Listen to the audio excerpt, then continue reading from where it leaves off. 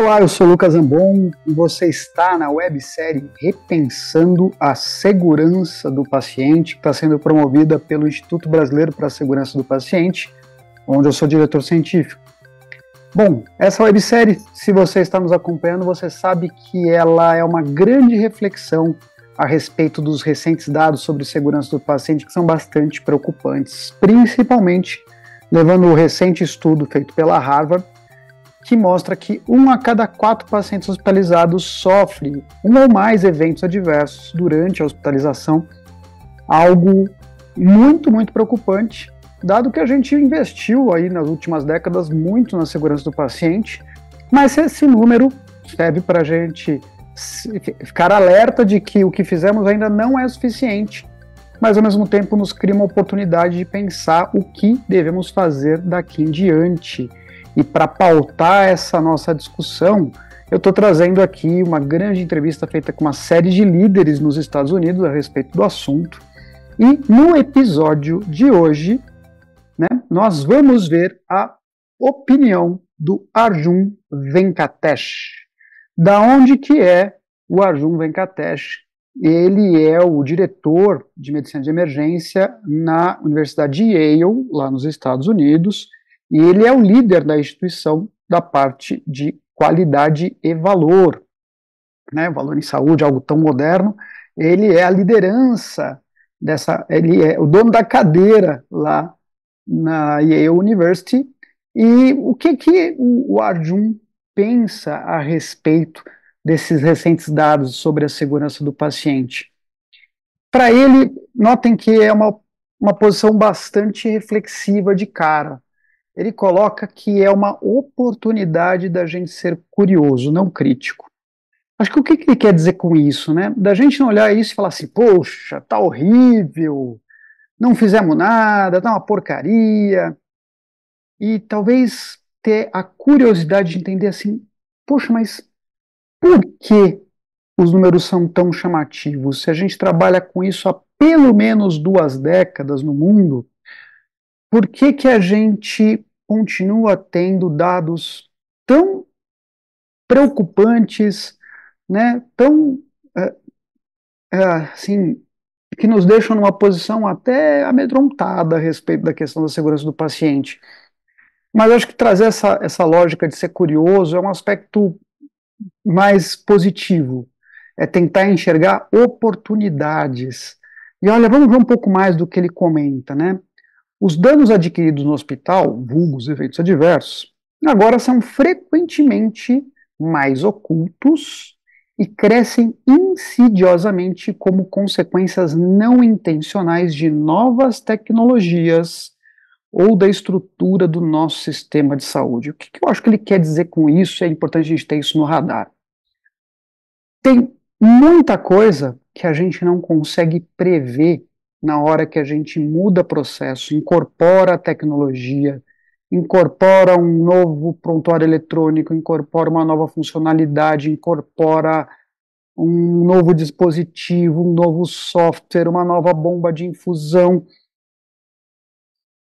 O que o Arjun traz aqui para a gente é uma lógica de a gente ainda não é capaz de fazer mapeamento de risco proativo. A gente coloca as coisas para rodar nos nossos processos ainda com um olhar pouco amadurecido a respeito dos problemas que aquilo pode gerar. Por isso que ele coloca, são consequências não intencionais. Ninguém está fazendo modernizações, mudanças nas suas instituições, porque quer uma derrocada da segurança do paciente, não é isso. Mas aquilo que seria necessário, que é toda mudança vir acompanhada de um olhar de risco proativo, ou seja, aplicação de uma ferramenta proativa de risco para prever o que pode acontecer e já mitigar preemptivamente, isso provavelmente não acontece de forma regular e sistematizada. Ou se acontece, as coisas saem atropeladas. Que é o quê? Faça assim mesmo. Se faz mesmo sabendo do risco. Acredita-se que a mitigação proposta será suficiente, ou não há maturidade suficiente para ver todos os riscos envolvidos. Isso é um ponto muito importante para a gente. Olha só o que mais ele diz: a premissa básica de qualquer modelo conceitual de segurança do paciente publicado pressupõe a disponibilidade de recursos básicos para a prestação de cuidados, incluindo o mínimo de pessoal, espaço e materiais para assistência. Olha só que ele está citando Dona Median, pessoal. Por quê? A estrutura, que é pessoal, espaço, materiais, é recurso básico para prestar cuidado.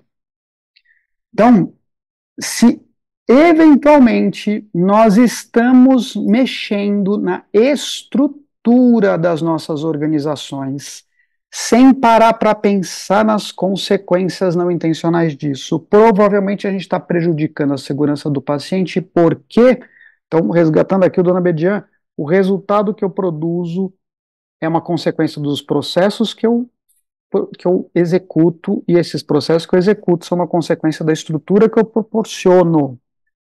Se eu mexo aqui embaixo, eu impacto lá em cima necessariamente. E no mundo que a gente vive, que a área da saúde tem vivenciado diversas restrições econômicas, ao mesmo tempo que surgem diversas demandas, né? Drives mercadológicos, drives de marketing, né? Temos aí a inteligência artificial surgindo como um advento em todas as áreas, inclusive na área da saúde. Quantas coisas surgem, quantas coisas precisam ser incorporadas. Quer um exemplo simples?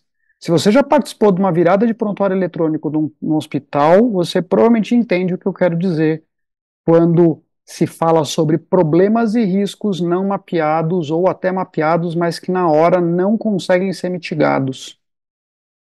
Tá? E isso com uma incorporação de tecnologia que, inclusive, é saudável para o sistema, que é tornar o registro eletrônico.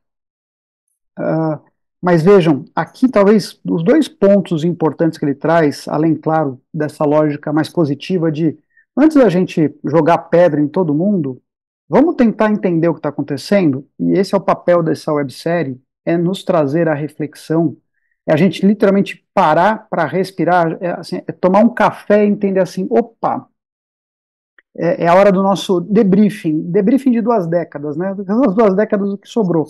Os dados não parecem ser positivos, mas vamos tentar entender por quê. E duas coisas que ele traz aqui. Tudo aquilo que a gente incorpora, muito provavelmente não estamos fazendo gestão de risco proativa. 2, toda vez que a gente mexer na estrutura dos nossos processos, a gente está impactando a segurança do paciente. De novo, tudo aqui, consequência não intencional de gestão.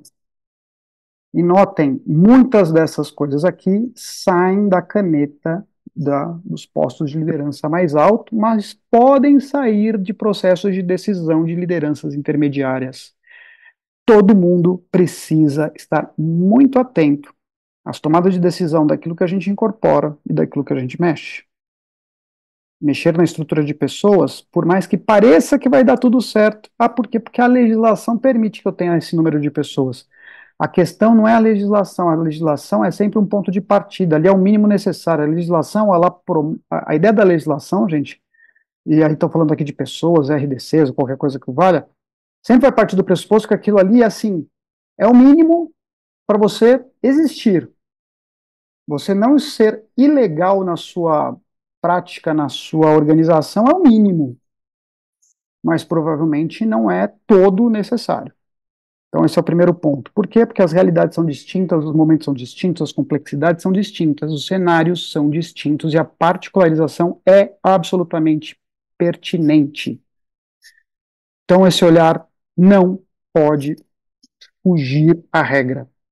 Tomar sempre muito cuidado, mas ressalto aqui o aspecto positivo do Arjun de nos trazer essa ideia de vamos parar para pensar por que será que as coisas estão acontecendo? Vamos instigar nosso senso de curiosidade? Vamos tentar sair do automatismo do dia a dia e exatamente descer um pouco do trem para ver um pouco do que está acontecendo em volta da estação e não simplesmente estar ali dentro do trilho, correndo numa direção só. Bom, pessoal, reflexão muito pertinente, muito importante. Espero que você esteja gostando dessa nossa discussão. Não deixe de acompanhar os demais episódios. Eu sou o Lucas Zambon e é sempre um prazer estar com vocês fazendo essa discussão. Até uma próxima.